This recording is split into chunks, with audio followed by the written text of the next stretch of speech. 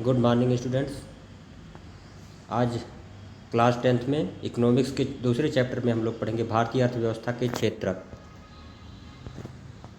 तो भारतीय अर्थव्यवस्था के क्षेत्रक की बात की जाए तो इसको तीन प्रकार से जो है इसको हम क्षेत्रकों में डिवाइड कर सकते हैं।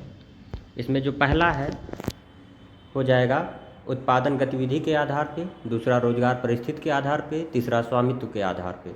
अगर बात की जाए उत्पादन गतिविधि के आधार पे तो अर्थव्यवस्था को तीन प्रकार के भागों में बांटा जा सकता है, प्राथमिक, द्वितीयक, तृतीयक। रोजगार की परिस्थिति के आधार पे अगर बात किया जाए तो दो प्रकार से बांटा जा सकता है, संगठित क्षेत्र और असंगठित क्षेत्र। अगर बात किया जाता है स्वामित्व के आधार पे तो अर्थव्यवस्था को हम लोग यहाँ पे देखते हैं कि दो प्रकार के भागों में बांटा जा सकता है, सार्वजनिक क्षेत्र और निजी क्षेत्र के रूप में यहाँ पे बांटा जा सकता है। अगर हम बात करते हैं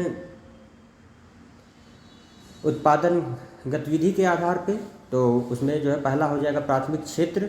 तो प्राथमिक क्षेत्र के अंतर्गत देख सकते हैं जैसे ये महिला है यहाँ पे कृषि कार्य में लगी हुई हैं। तो प्राथमिक क्षेत्र के अंतर्गत जब हम प्राकृतिक संसाधनों का उपयोग करके किसी वस्तु का उत्पादन करते हैं तो उसे क्या कहा जाता है, प्राथमिक क्षेत्र कहा जाता है। जैसे मान लीजिए कृषि किया जा रहा है और कृषि से संबंधित कार्य जैसे पशुपालन, मधुमक्खी पालन और मत्स्य पालन, झींगा पालन, ये सब चीज़ें जो है रेशम कीट से जो है रेशम का उत्पादन, ये सब चीज़ें जो है प्राथमिक क्षेत्र के अंतर्गत आएंगे। जब हम यही कार्य जो है इन्हीं उत्पादों का प्रयोग करके हम क्या करेंगे, थोड़ा सा उसमें परिवर्तन करते हैं और उसको विनिमय के उद्देश्य से उत्पादन करते हैं तो उसको द्वितीयक क्षेत्र कहा जाता है। द्वितीयक क्षेत्र के अंतर्गत हम लोग देख सकते हैं कि निर्माण और विनिर्माण की गतिविधियाँ आती है।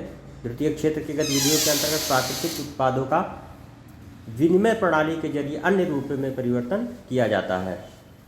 जैसे निर्माण और विनिर्माण हो जाएगा, पुल का निर्माण हो जाएगा, भवन का निर्माण हो जाएगा, मोबाइल फ़ोन का निर्माण हो जाएगा, ये सब औद्योगिक क्षेत्र के अंतर्गत आता है। अतः द्वितीय क्षेत्र को हम लोग औद्योगिक क्षेत्र भी कहते हैं। और प्राथमिक क्षेत्र के बारे में हमने क्या बताया, प्राथमिक क्षेत्र जो है तो कृषि क्षेत्र भी कहा जाता है या प्राइमरी सेक्टर भी कहते हैं। अब हम लोग बात करते हैं इसके उदाहरण की। तो जैसे मान लीजिए गन्ने का उत्पादन, ये प्राथमिक क्षेत्र में आ जाएगा, लेकिन उसी गन्ने को जब हम मिल पे ले जाएंगे और चीनी या गुड़ बनाया जाएगा तो द्वितीय क्षेत्र के अंतर्गत आ जाएगा। तो गुड़ का उत्पादन या चीनी का उत्पादन द्वितीय क्षेत्र और गन्ने का उत्पादन किस में आएगा, प्राथमिक क्षेत्र के अंतर्गत आएगा। इसी प्रकार से मिट्टी जो है प्राथमिक क्षेत्र के अंतर्गत आएगा। भाई मिट्टी तो प्रकृति से प्राप्त होती है, लेकिन वही मिट्टी जब ईंट के रूप में परिवर्तित होगी तो क्या हो जाएगा, ईंटों से घर और भवनों का निर्माण जब करेंगे तो क्या हो जाएगा, वो द्वितीय क्षेत्र के अंतर्गत आएगा या उसको औद्योगिक क्षेत्र भी हम लोग कहते हैं। आगे बढ़ते हैं। अब इसके बाद आता है तृतीय क्षेत्र।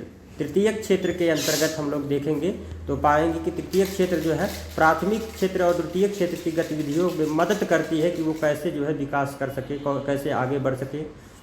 और इसमें किसी वस्तु का उत्पादन नहीं किया जाता है। इसको हम सेवा क्षेत्र भी कहते हैं क्योंकि ये प्राथमिक क्षेत्र और द्वितीय क्षेत्र को सेवा प्रदान करती है। जैसे हो गया बैंक हो गया, बीमा हो गया, संचार हो गया, संसाधन हो गया। जैसे हम शिक्षक हैं तो हम क्या कर रहे हैं, शिक्षा देने का जो है एक सर्विस जो है प्रोवाइड आप लोगों को कर रहे हैं, सेवा प्रदान कर रहे हैं। इसी प्रकार से मान लीजिए कोई डॉक्टर होगा तो क्या करेगा, किसी बीमारी का इलाज करेगा, आपको सेवा ही प्रदान करेगा कि नहीं करेगा।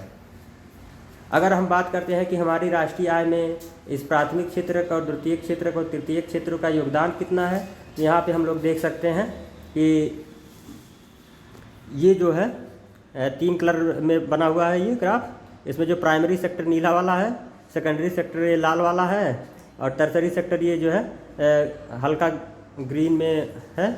आप लोग इसको देख सकते हैं। तो यहाँ पे देखेंगे कि 73-74 में आप देखोगे कि जीडीपी में तीनों क्षेत्रों की जो राशि थी करोड़ में वो कम थी, लेकिन जैसे जैसे समय बीतता गया है तीनों क्षेत्रों का योगदान बढ़ता गया है। और यहाँ पे देखोगे कि सबसे ज़्यादा योगदान जीडीपी में किसका है, ये वाले इसका होगा। ये कौन सा क्षेत्र है, तृतीय क्षेत्र। तो हमारी जीडीपी में सबसे अधिक योगदान कौन दे रहा है, तृतीय क्षेत्र दे रहा है। देखो यहाँ पे दिया हुआ है जुलाई 2015 में जीडीपी में तृतीय क्षेत्र यानी कि बैंक, बीमा, इंश्योरेंस, इन सबका योगदान कितना है, 57.9% योगदान है, 57.9%। यहाँ पे देखो।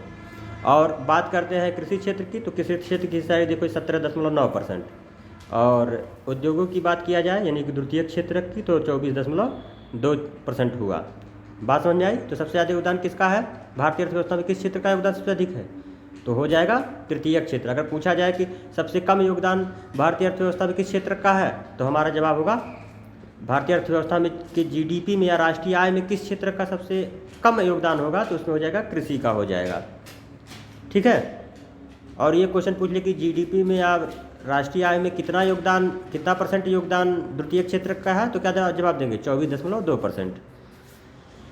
और बात करते हैं रोजगार के में कितना योगदान देता है, तो रोजगार में इस समय अगर देखा जाए 2011-12 के आंकड़े ये कहते हैं कि अगर देश में 100 लोग रोजगार करने वाले हैं तो 49 लोग उसमें से रोजगार करेंगे प्राइमरी सेक्टर में, सेकेंडरी में 24 और 27 लोग जो है टर्सरी सेक्टर में। तो सबसे ज़्यादा रोजगार देने वाला क्षेत्र कौन हो जाएगा, प्राथमिक क्षेत्र हो जाएगा ना, समझ गए कि नहीं।